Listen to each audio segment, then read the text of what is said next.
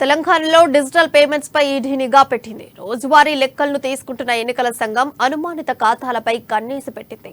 అనుమానిత అకౌంట్స్ తో పాటు ఆర్టిఫిషియల్ ఇంటెలిజెన్స్ ను వాడుతూ డబ్బుల పంపిణీకి బ్రేక్ వేస్తోంది. ఏవైనా నిబంధనలు అతిక్రమిస్తే కఠినమైన చర్యలు తప్పవని హెచ్చరిస్తోంది ఎలక్షన్ కమిషన్.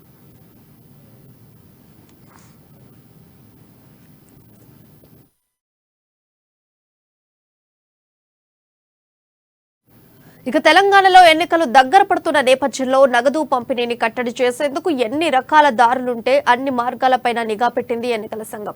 ఒకవైపు రెగ్యులర్ చెకప్ తో వందల కోట్ల రూపాయలను స్వాధీనం చేసుకుంటూనే మరోవైపు డిజిటల్ లావాదేవీలను మానిటరింగ్ చేస్తోంది. ఆర్బీఐ సహకారంతో అక్రమ డబ్బు పంపిణీకి చెక్ పెట్టే ప్రయత్నం చేస్తోంది ఈసీ. ఇక బ్యాంకులతో వరుస భేటీలు నిర్వహిస్తూ రాజకీయ నేతల వ్యక్తిగత ఖాతాలతో పాటు అన్ని పార్టీల ఖాతాలపైన నజర్ పెట్టింది ఎలక్షన్ కమిషన్. బ్యాంకుల్లో ఎక్కువ మొత్తంలో నగదు విత్డ్రా అవుతున్న ఖాతాల లిస్ట్ ఈసీకి ఇవ్వాలని ఆదేశించింది. చెస్ట్ బ్యాంక్ నుంచి ఇతర బ్యాంకులను రోజువారీ వెళ్తున్న మొత్తం నగదు వివరాలపైన ఈయనే దృష్టి సారించింది. రాష్ట్ర వ్యాప్తంగా జిల్లాల ఎన్నికల అధికారులతో పాటు ఎన్నికల సంఘానికి లిస్టు పంపాలని పేర్కొంది స్పాట్.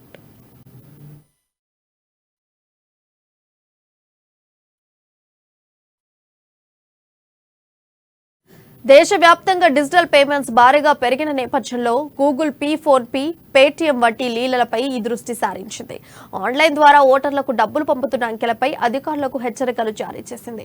ఆన్లైన్ నగదు చెల్లింపు సంస్థల లావాదేవీలపై ఆర్టిఫిషియల్ ఇంటెలిజెన్స్ ఉపయోగించి చర్యలు చేపట్టాలని సూచించింది.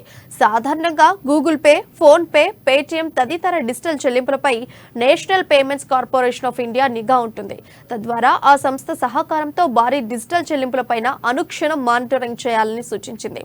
అలాగే పోస్టాఫీస్ ఖాతాల లావాదేవీలను పరిశీలించి రోజువారీ నివేదిక ఇవ్వాలని ఈసీ ఆదేశించింది. మొత్తంగా రాష్ట్రంలో మనీ లాండరింగ్, అక్రమ నగదు చెలామణి, అక్రమ డిజిటల్ చెల్లింపులను నియంత్రించి ఓటర్లకు డబ్బులు పంచడాన్ని కట్టడి చేయాలని ఈయనే శతవిధాలా ప్రయత్నిస్తోంది.